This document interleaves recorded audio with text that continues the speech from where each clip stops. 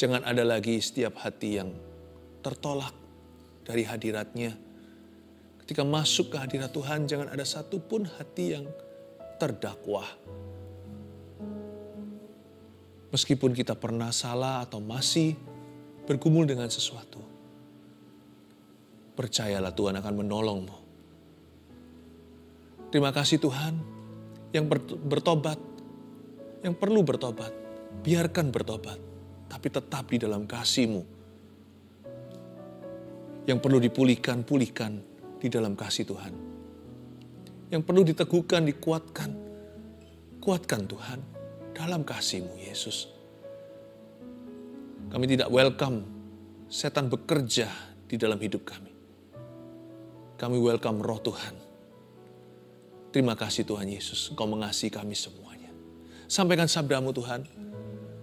Koreksi setiap misunderstanding atau salah paham, kesalahpahaman yang terjadi.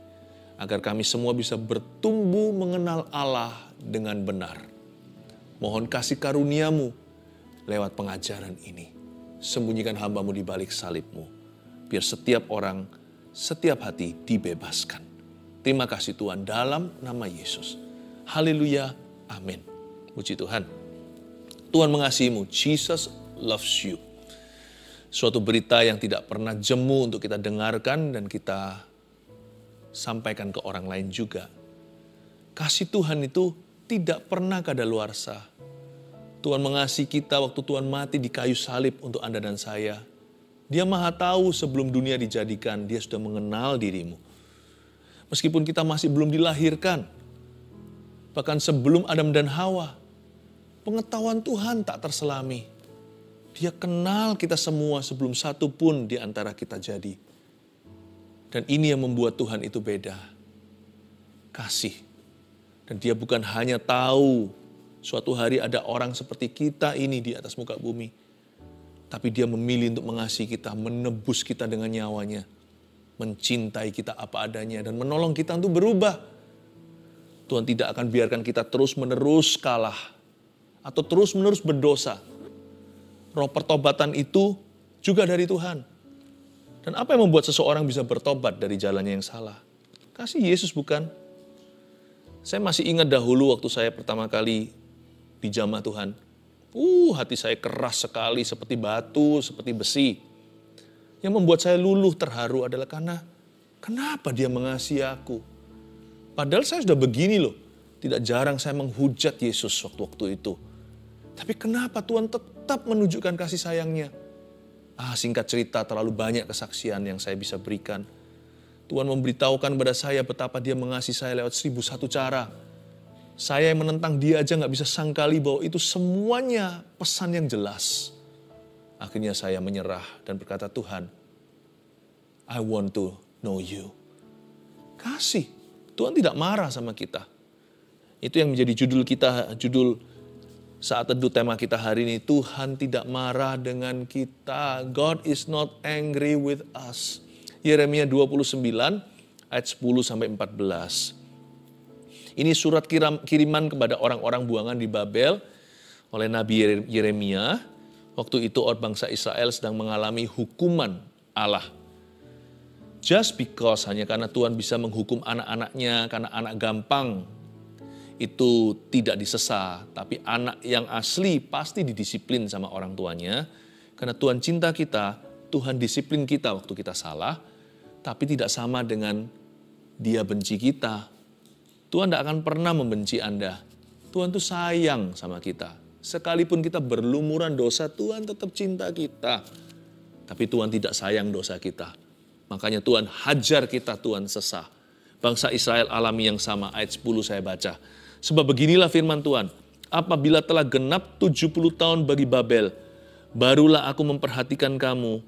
Aku akan menepati janjiku itu kepadamu dengan mengembalikan kamu ke tempat ini. Ini surat kepada orang-orang buangan.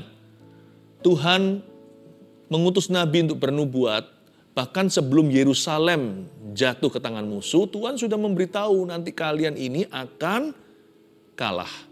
Kalian kalah karena kalian berdosa. Aku Tuhan Bapakmu akan menghajarmu. Dan disiplinmu itu waktunya 70 tahun. Tuhan itu membiarkan bangsa Israel tinggal dalam pembuangan. Exile, yaitu mereka itu harus meninggalkan tanah perjanjian. Dan Tuhan memberi disiplin. Allah kita itu tidak lemah, Allah kita itu tegas. Tapi bukan berarti dia benci. Anak asli yang disesah, anak gampang dibiarkannya. Kalau anak tetangga mau gimana, kita bisa apa? Apalagi anak jalanan kalau mereka mau berbuat jahat, ya kita paling iba. Tapi kalau anak sendiri berbuat jahat, kita pasti berbuat sesuatu bukan? Itu yang Tuhan lakukan. Kalian semua akan berada di negara Babel 70 tahun. Mereka mengalami hukuman Tuhan. Lalu Tuhan berkata di ayat 11, Tuhan menghibur umatnya. Sebab aku ini mengetahui rancangan-rancangan apa yang ada padaku mengenai kamu. Demikianlah firman Tuhan. Yaitu rancangan damai sejahtera dan bukan rancangan kecelakaan. Untuk memberikan kepadamu hari depan yang penuh pengharapan. Bangsa Israel mungkin protes ya, terima surat kiriman ini. Ketika dibubuhi tanda tangan Nabi. Berkata, apa-apaan? Katanya Tuhan cinta kita. Kenapa kita ada di Babilonia? Kenapa kita diangkut dari tanah air kita? Nabi berkata, karena nenek moyangmu berdosa, karena kamu juga berdosa. Saya masih ingat masa-masa ketika anak saya kecil, kalau saya mengambil mainan mereka itu, hati saya itu nggak tahan ingin mengembalikan. Tapi saya tahu kalau saya kembalikan, berarti anak saya manjakan. Nanti malah merusak masa depan. No, tapi Tuhan itu selalu punya hati yang belas kasih. Kalau dia menghukum itu dia harus paksakan diri. Tapi kalau dia mengasihi itu naturally. Kalau dia mencintai kita itu sudah alami. Kenali dulu hati Bapakmu. Makanya jangan pernah kita itu marah sama Tuhan. Karena Tuhan gak pernah marah sama kita. Kalau Tuhan perlu didik kita ketika kita salah, itu pun bentuk kasih dari sorga. Rancangan-rancangan yang ada padaku adalah rancangan damai sejahtera. Aku sudah gak tahan melihat lewat 70 tahun di Babel ini aku mau mengembalikan hak milikmu. Milik pusaka Yakub. Aku ini punya perjanjian dengan Bapak Abraham, Bapak Ishak dan Yakub. Aku gak pernah melupakan keturunan Yusuf. Masa depan penuh pengharapan. Coba lihat ayat 11 itu jeritan Tuhan. Surat ini diberikan kepada mereka dalam pembuangan. Berarti mereka masih menjalani hukuman. Tapi lihat siapa yang gak tahan. Bisa-bisa bangsa Israel yang merasa Tuhan marah, malah mereka yang marah sama Tuhan. Tuhan gak pernah marah sama mereka. Tuhan terpaksa melakukan ini. Jangan paksa Tuhan untuk menghukummu. Jangan paksa Tuhan untuk menghukum kita atau mendisiplin. Makanya itu lebih baik taat. Lebih baik taat sama Tuhan daripada diampuni lagi. Meskipun kalau kita sudah salah ya, pengampunan itu indah. Tapi lebih baik taat bukan? Coba kita sekarang selidiki kata rancangan. Sebab aku ini mengetahui rancangan-rancangan apa yang ada padaku mengenai kamu. Kata rancangan di situ dalam bahasa Inggrisnya, for I know the thoughts I have for you. Jadi bukan rancangan dalam bahasa Inggrisnya. Dalam bahasa Inggrisnya artinya, aku tahu pikiran-pikiran apa yang ada padaku untuk kamu. Kita itu tidak pernah tahu pikiran orang loh. Untung kita nggak tahu apa yang orang pikirkan. Untung kita nggak mau tahu, bisa stres setengah mati, bisa depresi. Bahkan di kitab Amsal juga dikatakan kalau kita mau tahu orang lain mikir apa tentang kita, jangan-jangan nanti kita mendengar hamba kita diam-diam dalam pikirannya menghujat kita atau mengutuki. Kalau kita lihat sama orang mata dengan mata, kita bahkan nggak bisa baca dia lagi mikir apa tentang saya ya. Pikiran baik, pikiran busuk, pikiran bersih, pikiran najis. Tapi Tuhan di sini menantang umatnya. Kamu tahu nggak pikiran apa yang ada padaku tentang kamu? Dalam pikiran itu kan keluar rancangan baik atau rancangan jahat. Kamu tahu nggak sih aku mikir apa tentang kamu? Yang pertama pasti aku senantiasa memikirkan kamu. Pikiran Tuhan itu sejuk, adem, tentrem. Tentang kita itu pikirannya itu selalu bagus, selalu positif, selalu indah. Pikirannya itu loh selalu ingin bangun kita. Ingin menyenangkan kita. Makanya kita pernah nyanyi lagu pujian, menyenangkanmu, senangkanmu. Dari mana kita bisa terinspirasi untuk senangkan Tuhan? Karena Tuhan terlebih dahulu mengasihi kita. Tuhan itu tiap hari waktu kita bangun pagi, dia itu udah merancangkan gimana untuk menyenangkan kita. Masa mungkin Tuhan itu mau menyenangkan manusia? Mana ada papa mama yang ingin menyiksa anaknya? Ada sih orang tua seperti ini di dunia, namanya dunia ini kan jatuh dalam dosa. Apalagi zaman edan seperti ini, banyak kegilaan. Tapi lumrahnya kan enggak. Orang tua yang mengasihi anak-anaknya kan kepingin senangkan anaknya. Hore, hari ini papa belikan kamu es krim. Bukan papanya yang perlu, papanya hanya mau menyenangkan putra-putrinya. Ayo papa mama ajak jalan-jalan ke mall. Kalau kita punya bayi, ya kan, saya masih ingat waktu anak-anak kami masih bayi, batita, balita, 5 tahun, 3 tahun. Waktu saya melihat mereka masih tidur, saya mikir, aduh gak sabar kamu bangun, papa mau ajak mainan. Bahkan papa mau belikan mainan. Gak sabar waktu dia bangun, nanti saya sudah siapkan. Saya masih ingat waktu kecil, anak-anak kecil dulu saya pernah bikinkan. Sampai mereka tertawa, mereka ingat sampai sekarang itu memori indah. Gak tentu enak sih esnya. Saya bikin es gitu ya, dibekukan dari susu, dari sirup saya masukkan. Satu hari boleh satu, saya udah gak sabar, saya taruh di kulkas, saya taruh di freezer untuk dibekukan. Lalu anak saya besok pagi saya bangunin. Mestinya bangunnya jam sekian, saya bangunin lebih pagi. Hei, papa sudah buatkan es, ayo sini. Wah, lari ke kulkas. Rambut masih naik-naik semuanya. Ya, masih begini masih usap-usap matanya. Dia lari ke kulkas ini. Padahal seharusnya lebih gampang beli. Tapi itu jadi memori hari ini. Waktu kecil papaku pernah bikinkan aku es krim.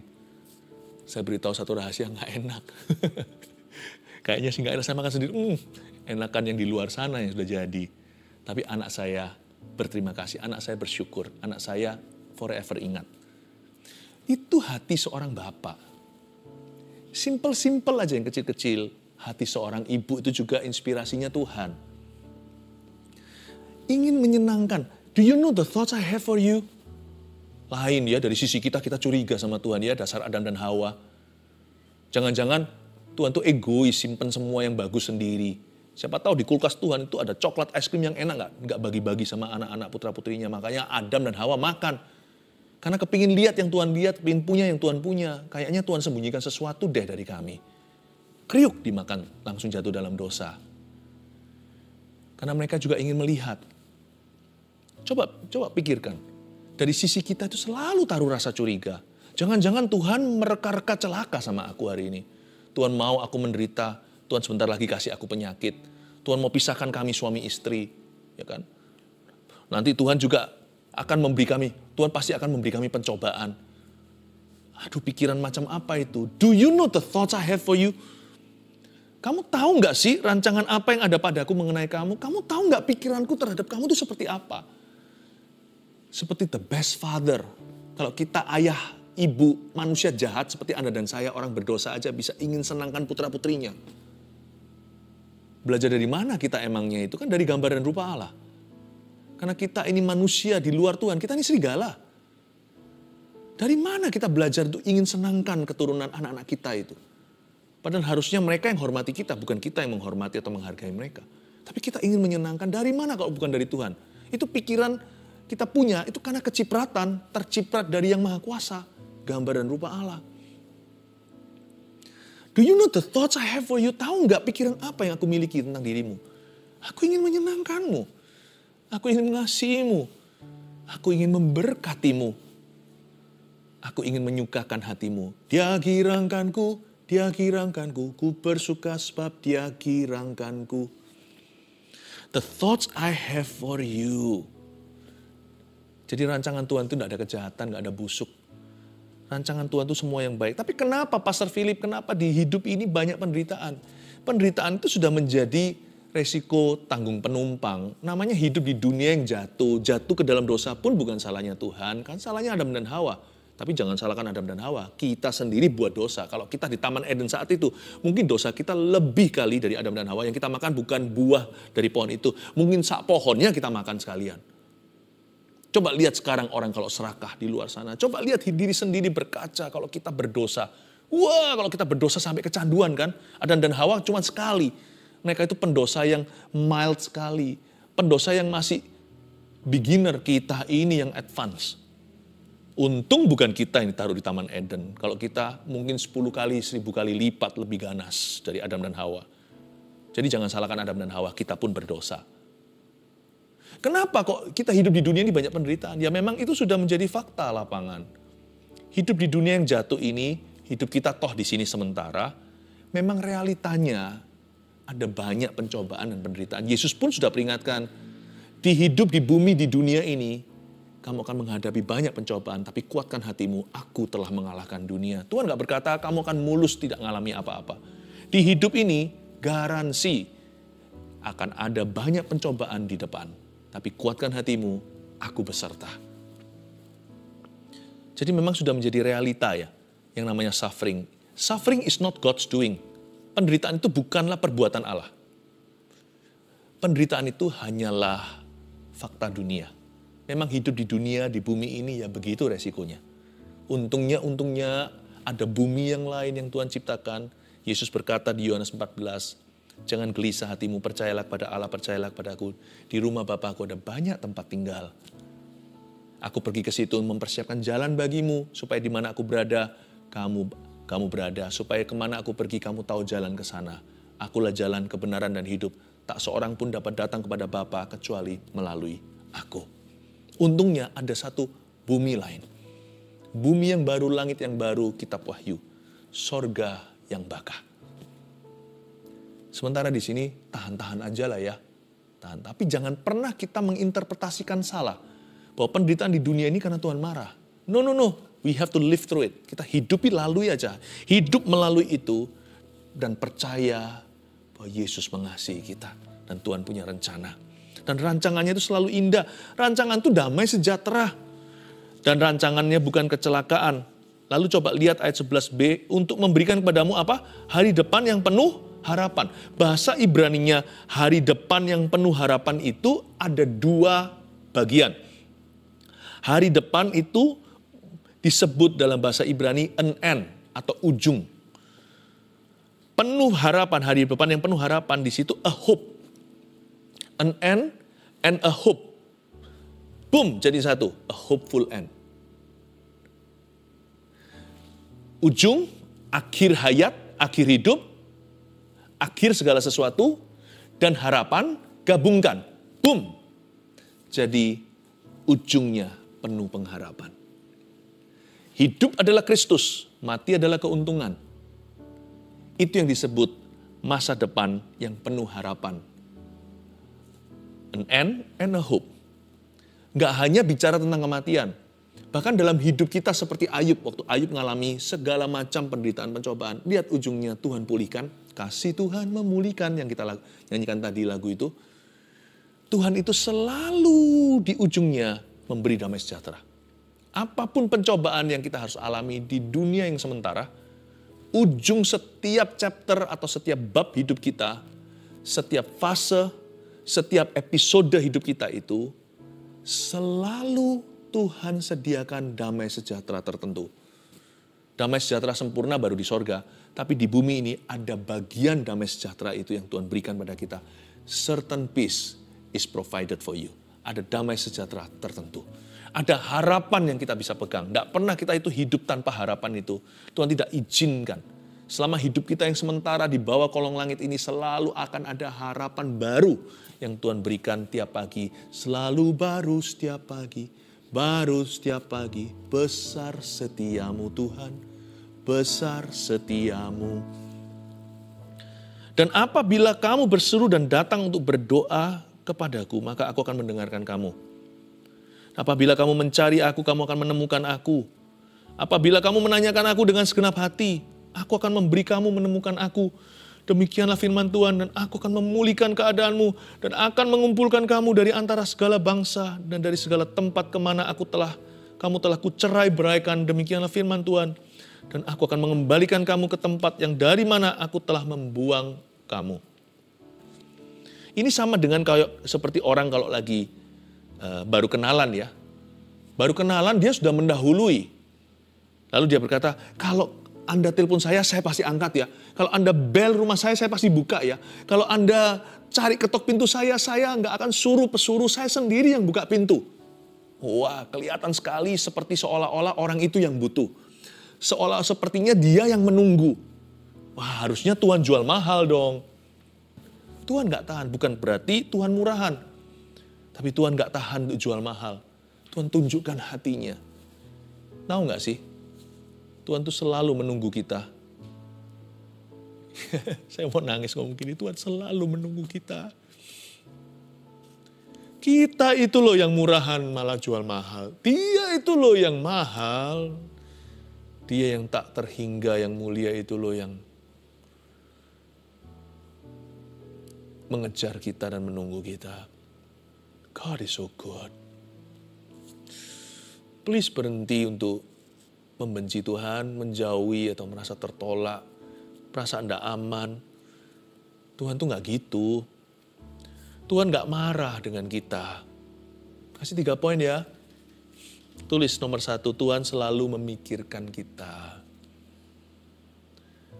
Rancangan tadi, thoughts, pikiran. Tuhan mikirin kita. Bukan memikirkan tentang kita loh ya. Mikirin kita.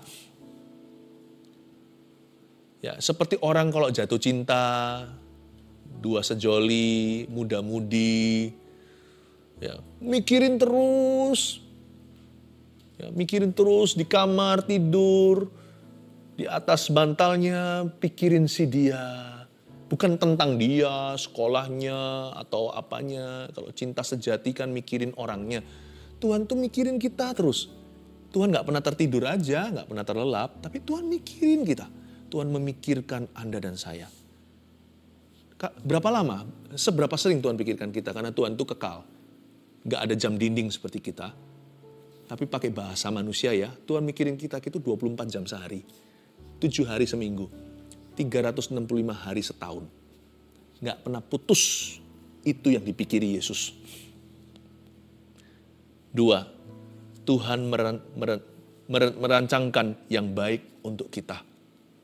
Ingat, Tuhan tuh punya bucket list. Semua isinya itu untuk kita. Bucket list Tuhan.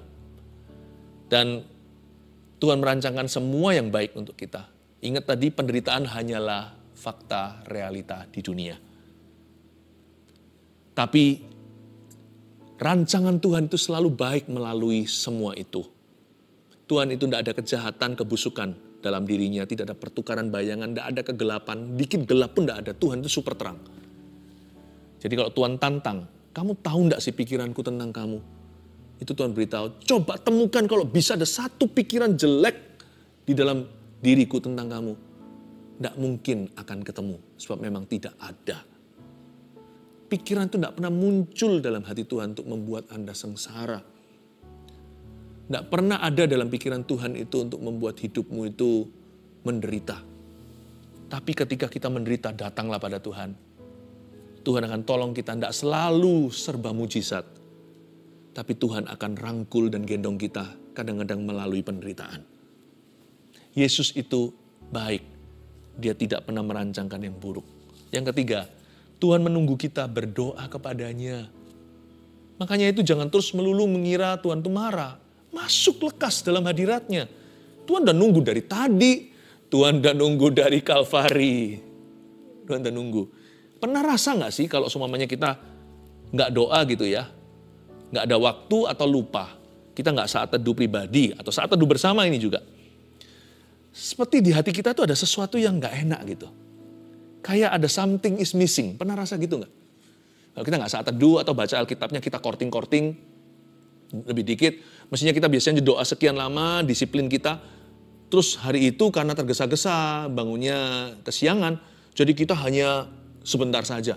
Sepanjang hari itu merasa seperti something is missing, sesuatu yang hilang. Maybe because someone is missing us. Mungkin ada seseorang yang memang lagi missing kita. Seseorang memang lagi kehilangan kita. Betul, Roh Kudus yang kejar. Bukan suruh kita doa demi hukum Taurat. Kamu kalau nggak doa masuk neraka, bukan. Atau kamu harus doa, kalau nggak doa nanti kamu jatuh dalam dosa. Nggak pakai takut-takuti. Bukan begini, kamu harus doa. Kalau kamu nggak doa, kamu belum melakukan duty, tanggung jawab. Belum melakukan, belum melakukan tanggung jawabmu. Belum melakukan PR-mu. Enggak begitu. Perasaan kita nggak enak itu keluar dari hati Allah yang rindu. Where are you? Adam, where are you? Adam, waktu dia lari dari Tuhan setelah dosa kan dia langsung seperti menarik diri, otomatis itu. Menarik diri daripada penciptanya. Adam, kamu di mana? Adam, Tuhan kerasa jarak. Suami istri aja kadang-kadang merasa kok, kali ini rasanya hari ini kita agak jauh hubungannya, makanya perlu luangkan waktu. Anak sama orang tua, kadang hari tertentu bisa dekat, ada waktunya mereka lebih renggang. Tuhan bisa rasakan ada sesuatu yang menjauh. Dan itu membuat perasaan kita nggak enak karena kita butuh Tuhan. Karena kita dicipta untuk menyembahnya. Kita dicipta untuk mengenalnya. Kita dicipta untuk mengabdi. Jadi kalau kita jauh, uang, harta, popularitas, teman semua tidak bisa mengisi kehampaan atau kekosongan dalam hati. Hanya Yesus yang bisa isi itu. Kalau kita nggak saat teduh misalnya, kita nggak berdoa, something is missing kan? Because he is missing you. Tuhan tidak marah dengan kita. 1, Tuhan selalu memikirkan kita. Percayalah. 2, Tuhan merancangkan yang baik untuk kita. 3, Tuhan menunggu kita berdoa kepadanya. Yuk berdoa kepada Tuhan sekarang.